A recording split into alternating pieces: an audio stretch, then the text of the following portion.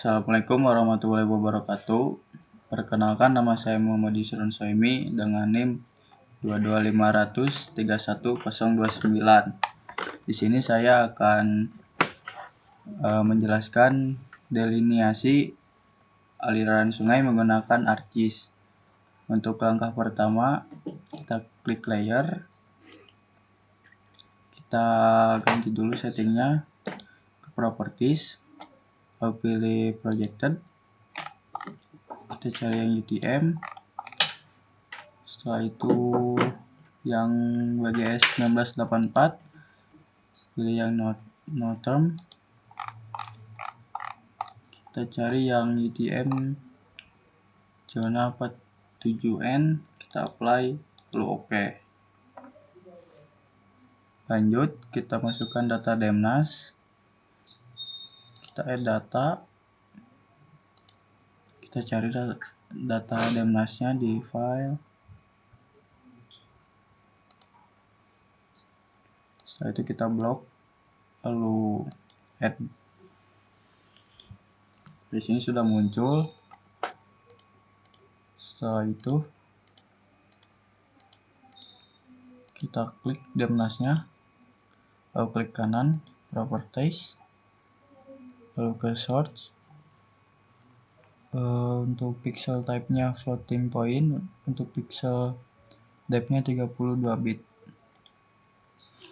Selanjutnya kita ke search, lalu kita ketik mosaic to new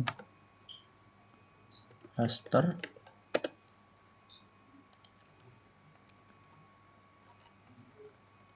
Untuk inputnya kita masukkan data Demnasnya. Kita blok, lalu drag. Itu untuk output location-nya kita bikin folder baru.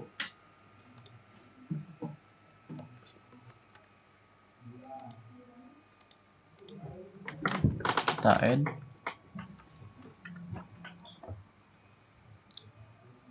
Setelah itu raster name-nya kita namai merge.tif. Untuk spesial reference-nya kita pilih yang WGS 1984. Untuk pixel type-nya sesuai yang properties yang tadi, kita pilih yang 32 bit float. Lanjut, untuk number of bands-nya 1, untuk yang bawahnya last dan first. Lalu kita klik OK. Kita tunggu loading.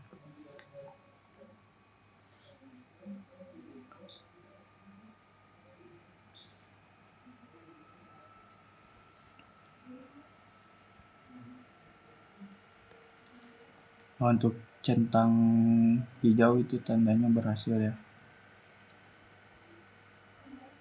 Di sini kita klik merge.tif-nya, lalu klik zoom to layer. Nah, kalau begini sudah berhasil.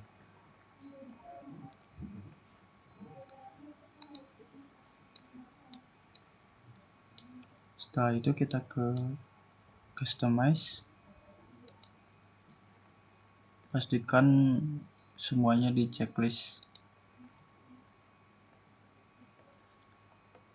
Lanjut, kita ke search, lalu ketik project raster.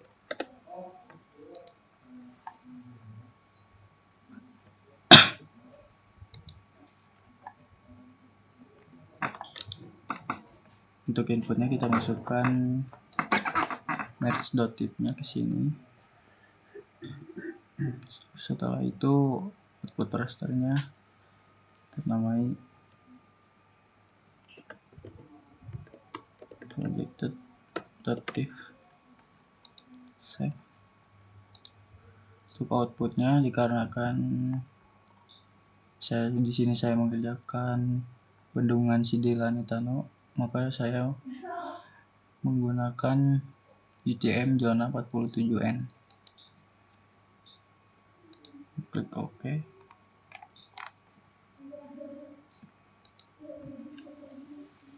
Kita tunggu masih loading.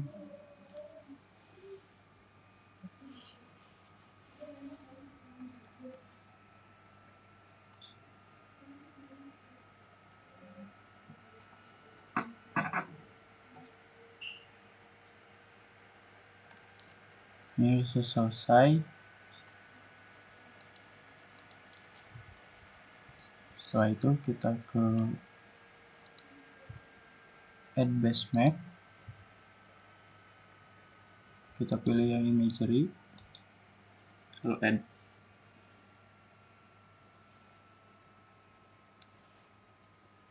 Nah, di sini sudah ada base map-nya. Lanjut, kita masukkan data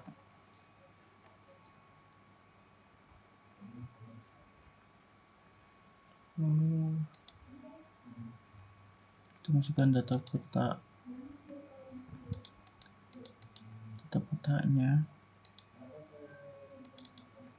peta situasi,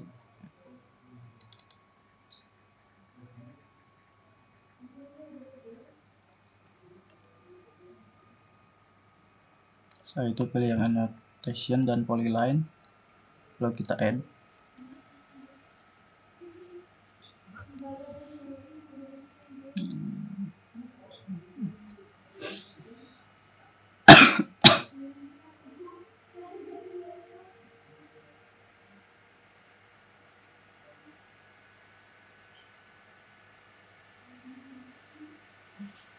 Di sini sudah ada ya.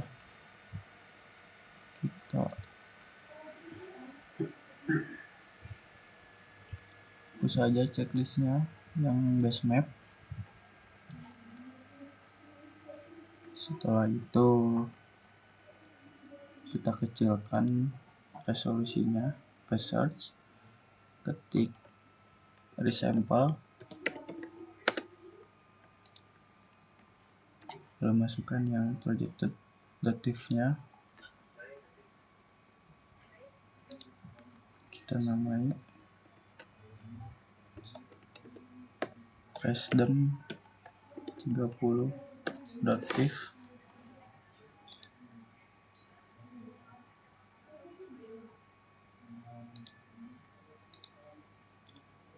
Untuk ukurannya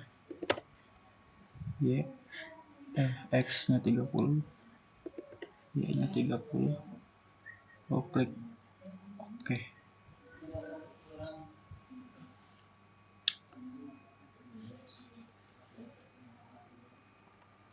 Nah, sudah.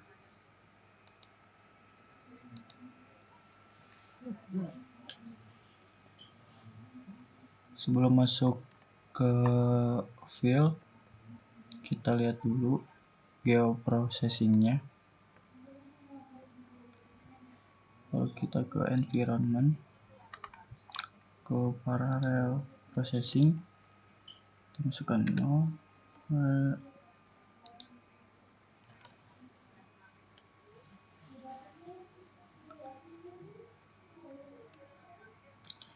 Kalau sudah, kita lanjut ke search, ketik field,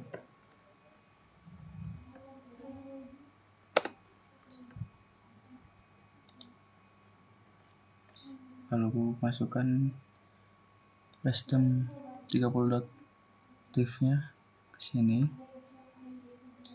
Setelah itu kita namai field dative, klik OK.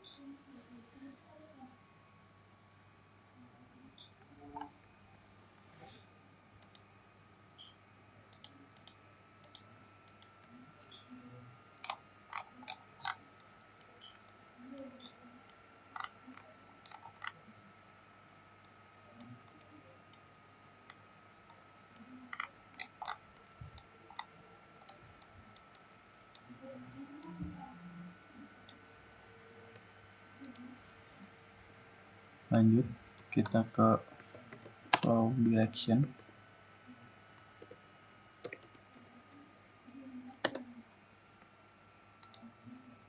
Kita masukkan data filenya. Satu di sini kita namai FDR productive.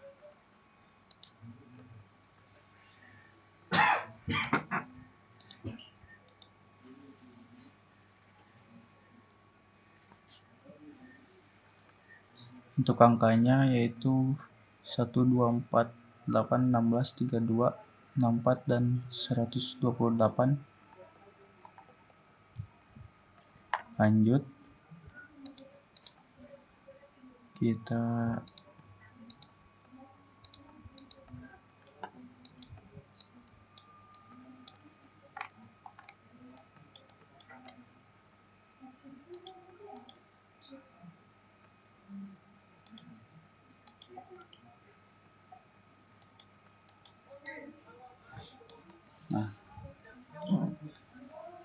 lanjut kita ke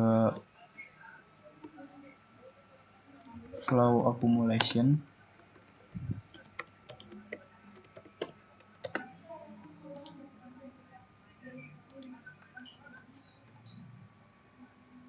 Kita masukkan FDR-nya.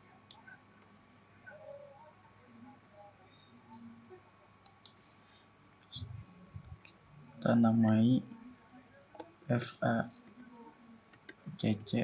productive.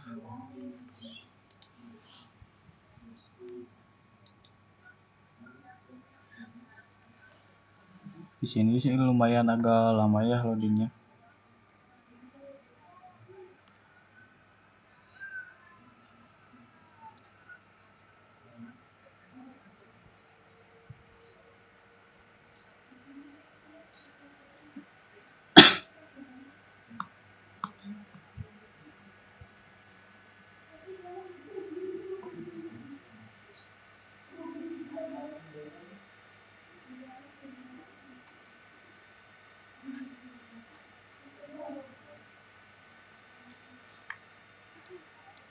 Nah, kalau sudah begini ya.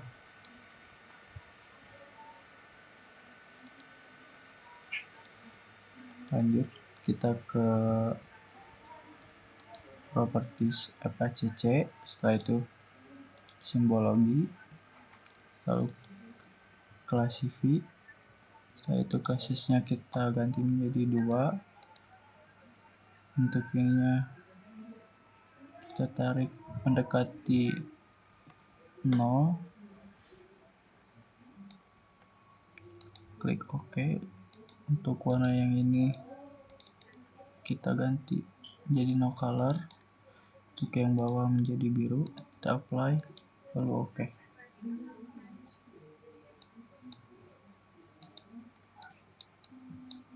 Nah, jadi seperti ini ya.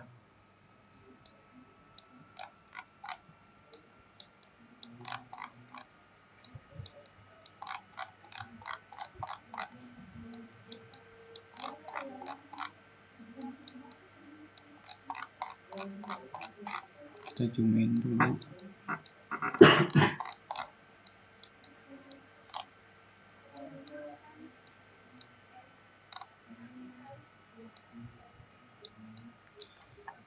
Setelah itu kita tentukan titik bendungnya. Langkah yang pertama, kita ke katalog, lalu cari file data analisis yang kita simpan. Setelah itu klik kanan, lalu new, dan save file. Kita namai titik underscore bendung. Lalu sini edit, kita pilih yang UTM zona 47N. Lalu klik OK. Setelah itu kita ke editor, ke start editing.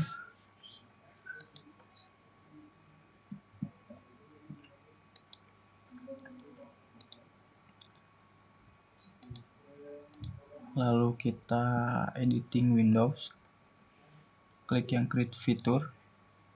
Setelah itu kita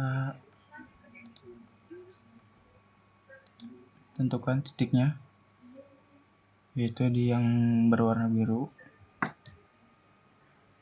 Setelah itu kita stop editing, lalu save.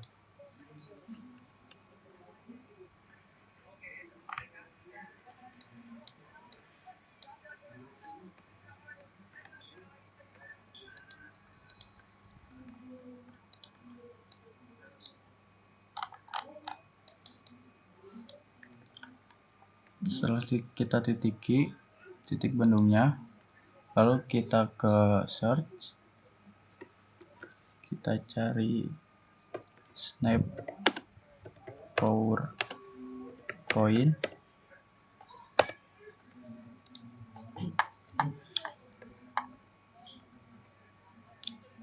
kita masukkan data titik bendung, lalu yang bawahnya adalah FACC, dan output rasternya kita namai snap.tif.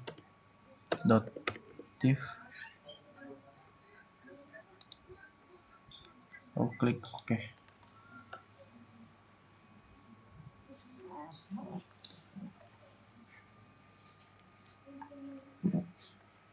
Ini sudah ya,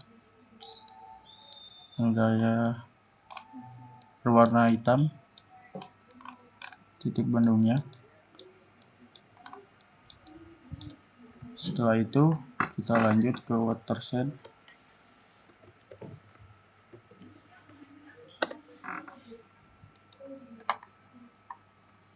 Kita masukkan FDR-nya. Setelah itu yang snap.tif.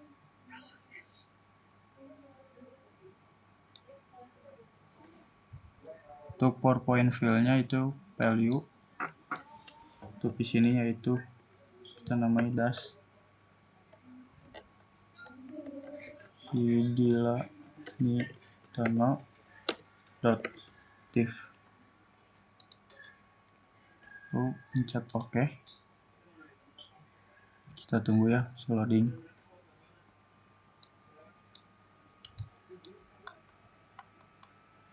Nah,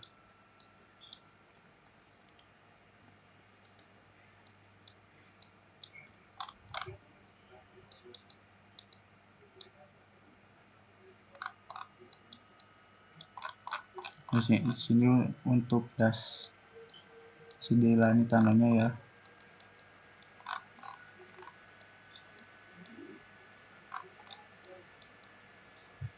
Nah, ini.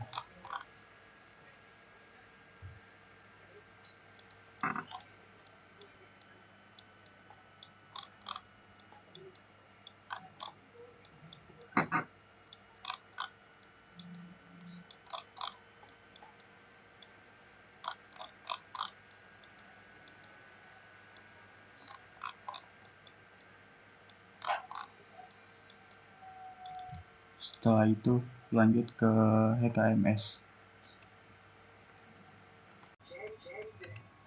Nah, selanjutnya kita akan analisis frekuensi dan hujan rencana. Untuk yang pertama kita ke file, lalu new, kita kasih judul hujan rencana. Untuk time series-nya itu biarkan saja. Untuk variabelnya precipitation. Untuk times-nya kita biarkan saja. Untuk satuannya kita pilih milimeter, dan untuk precision-nya 3 angka di belakang koma. Lalu next. Nah, untuk time step-nya kita pilih yang time step is defined, lalu pilih yang annual, lalu next. Nah, untuk intervalnya yaitu pilih yang maksimum, yaitu finish. Lalu kita lanjut ke hujan rencana. Setelah itu klik kanan lalu insert record. Karena kan data yang kita miliki dimulai dari 2005, maka Di sini saya tulis 2005. Lalu kita Ctrl I.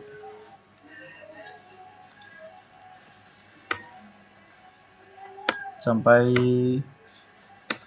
2019.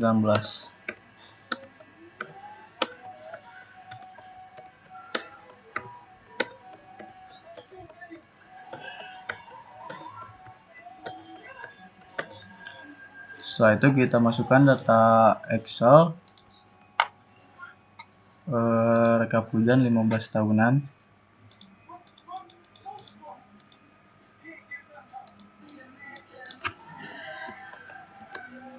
Kita copy, lalu masukkan ke sini.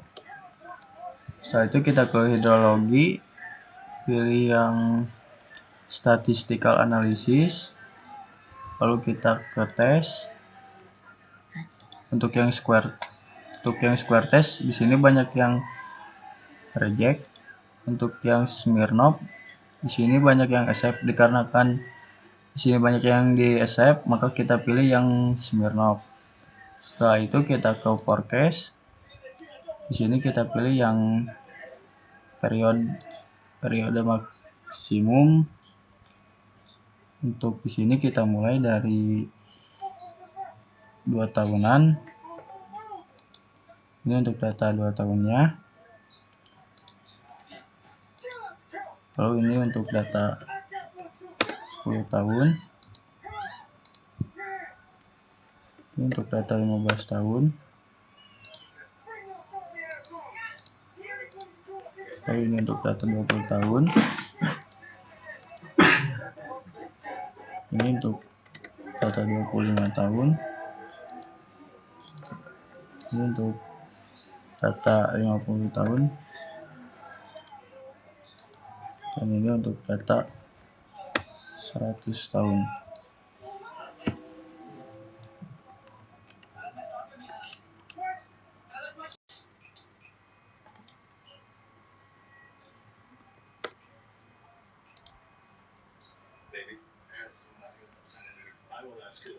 Nah, selanjutnya di sini saya akan menjelaskan ekstrak data klimatologi menggunakan ClimWatt dan analisis evapotranspirasi dan hujan efektif menggunakan CropWatch. Yang pertama di sini kita pilih Indonesia, lalu kita pilih display all station within and around selected country. Setelah itu, dikarenakan das yang saya kerjakan itu dekat dengan stasiun Fort de Kock, maka di sini saya pilih stasiun Fort de Kock. Selanjutnya kita export selected station. Sini kita ganti namanya menjadi Fort de Kock. Lalu kita export .pen and .clip file. Setelah itu kita buka CropWatch.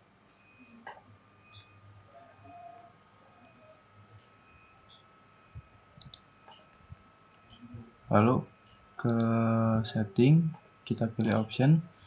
Untuk rainfall sini kita pilih yang fixed percentage-nya yang 80%. Lalu kita oke. Setelah itu kita ke climate-nya. Kini kita open. Lalu kita masukkan data yang tadi diekstrak dari ClimWatt.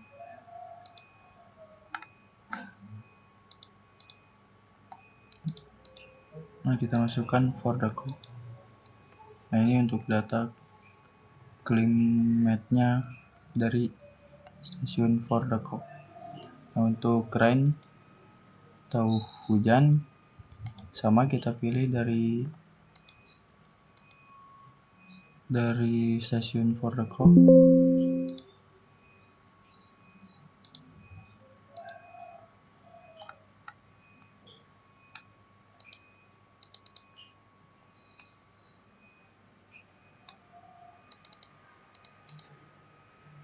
Nah, ini untuk data hujan dari stasiun For the Cock. Lalu kita ke crop, dikarenakan saya akan menanam padi. Di sini saya memilih rice atau padi. Setelah itu kita ke soil atau tanah. Untuk tipe tanahnya yaitu black clay soil. Lalu kita ke crop pattern. Nah, untuk urutannya di sini saya akan menanam padi dan palawija. Di sini saya pilih padi, yang kedua padi, dan yang ketiga adalah palawija. Nah, untuk planting date yang pertama itu biarkan saja. Nah, untuk planting date yang kedua yaitu 1 hari setelah harvest date yang pertama. Maka di sini adalah 30.08. Nah, untuk yang ini adalah planting date yang 1 hari setelah harvest date yang kedua. Maka 28.12. Dan untuk areanya untuk padi itu 35, untuk palawija 30. Setelah itu kita ke CWR.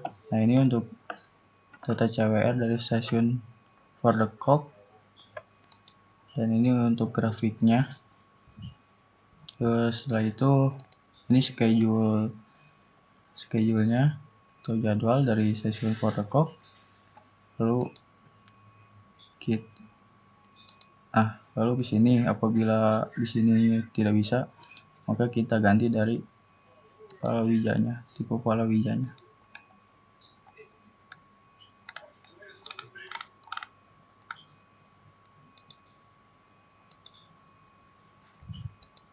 Nah, di sini ini datanya dari stasiun For the Cock.